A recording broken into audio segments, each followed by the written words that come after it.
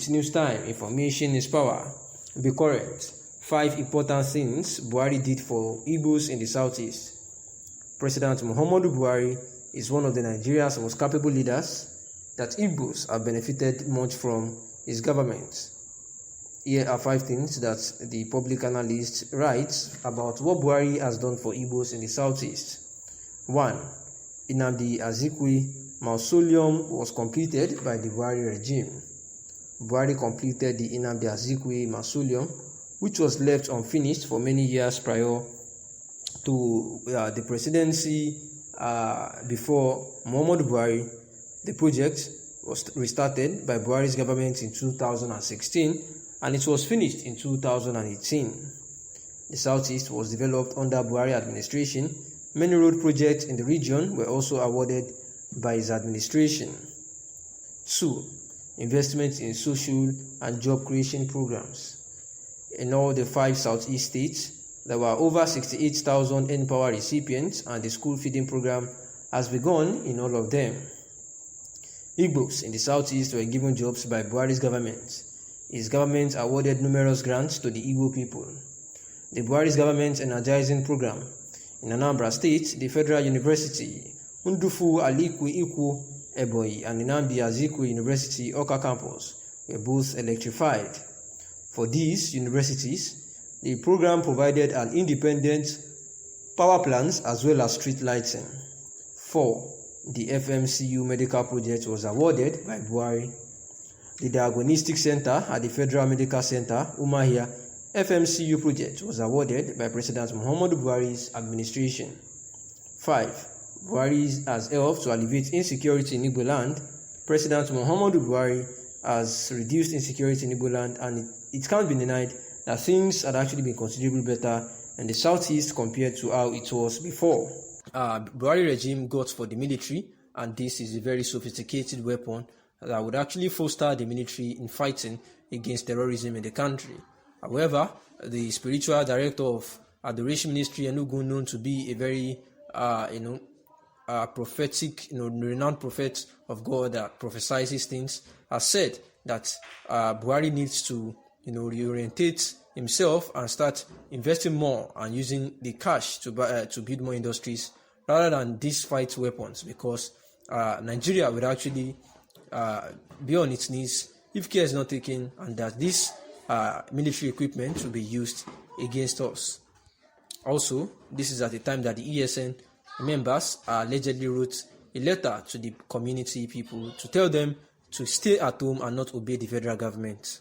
Daily Post is, however, not certain if the notice truly emanated from the Eastern Security Network, and the attempts to reach the spokesperson of IPOB, Mr. Imapafu, were not successful as at the time of writing this particular report.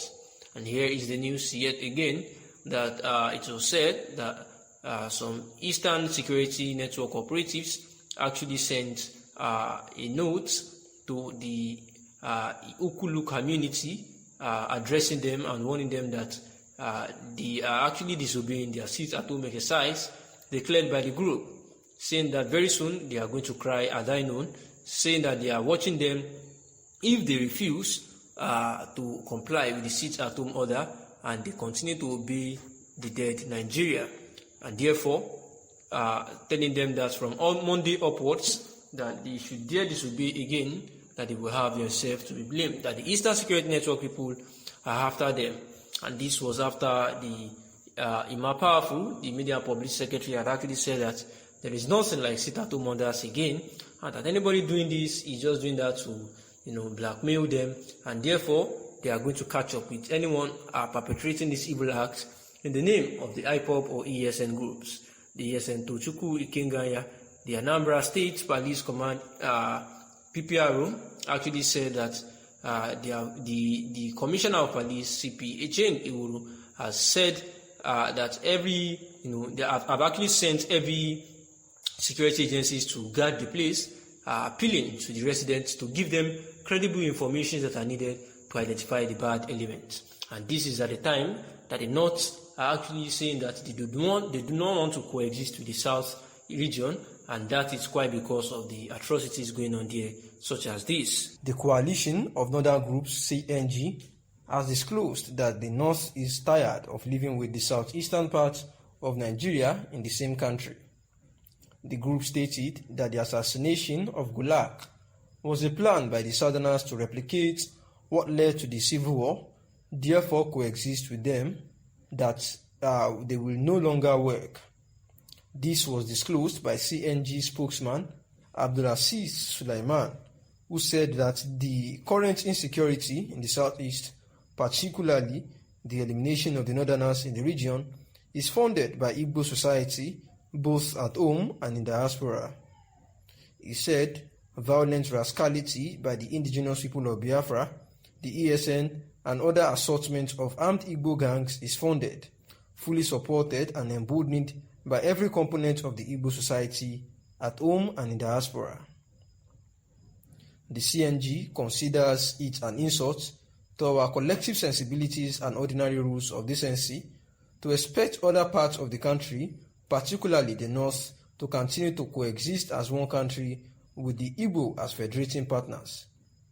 He added, the coordinated incessant attacks on police formations in Imo, Ebonyi, Aba, Ibadan, Enugu, and Anambra, and most recently the police headquarters in Kwara, and Sunday's cold-blooded assassination of Ahmed Gulag, a prominent northern leader, are part of a wider plan by the Igbo to replicate the ugly events of 1966, and the more reason why we cannot be reasonably expected to live with them as a nation any longer. Meanwhile, the Northern Youth Council of Nigeria, NYCN, has given the Imo State Governor Hope Uzodinma an ultimatum to produce the killers of Gulag, else the group will avenge. The statement reads, "Let us state categorically that Northern youth will do everything within their powers to force the government of Imo to bring the perpetrators of this crime to justice. The Imo State Governor and other Southeast governors should take note that we shall not accept the continued killing of Northerners and Northern elites in their region, as we shall take revenge henceforth." And this is the coalition of northern groups, CNG, who have disclosed that the North is tired of living with the southeastern parts of Nigeria. This was disclosed by their spokesman, Abdulaziz Sulaiman, that said that due to the current insecurity in the southeast, particularly that they have been killing northerners in the southeast, and this was funded by Igbo society both at home and in diaspora, the spokesman actually alleged. He also said that violent rascality by the IPOB and the ESN are another thing that is fully supported by the Igbo society. The coalition of northern groups, CNG, also said that it is an insult to the collective sensibilities and rules of decency in the country to coexist as one country with the Igbos as federating partners. He also said that the coordinated incessant attacks on police stations, both in Imo, Ebonyi, Ibadan, Enugu, Anambra, and some others recently, and in Kwara as well, says that there was a cold-blooded assassination of one Ahmed Gulag, who is actually a prominent northern leader, and this was actually a wider plan by the Igbo to replicate the ugly events of 1966 and more, and the reason why they cannot reasonably expected to live with them as a nation any longer. The Northern Youth Council, NYCN, also had actually given the Imo State Governor, Hope Uzodinma, an ultimatum to produce the killers of Gulag, or else their group will actually take revenge. Thanks for listening. That is the news.